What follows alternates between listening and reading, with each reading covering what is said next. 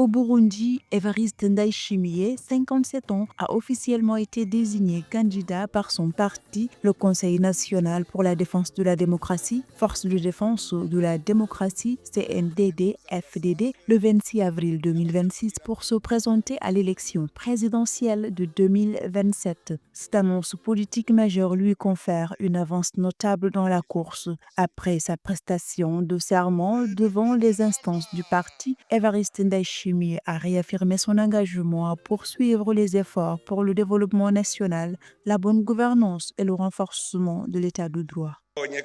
Je vous remercie pour la confiance renouvelée que vous m'avez témoignée. Je reçois cet engagement avec humilité et un profond sens des responsabilités. Je réaffirme ma détermination à servir le Burundi avec loyauté, constance et dévouement dans la continuité des actions déjà engagées. Jugée logique par beaucoup dans le paysage politique burundais, considéré comme verrouillé, cette candidature s'inscrit dans un système qui n'offre qu'une ouverture limitée. Le régime fait toujours l'objet de critiques persistantes concernant les restrictions des libertés et un climat peu propice à l'expression.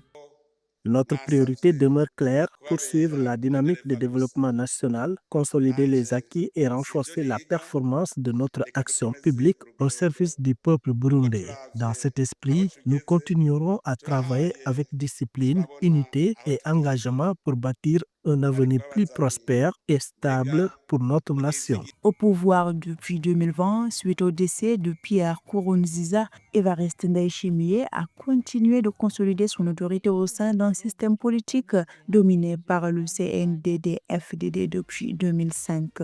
Malgré d'importantes ressources naturelles largement inexploitées, souvent valant au Burundi le surnom de géant endormi, la population fait face à un taux de pauvreté de 67%, des difficultés économiques et un manque d'opportunités. Le pays maintient néanmoins des ambitions élevées visant le statut de pays émergent d'ici 2040 et de pays développé à l'horizon 2060.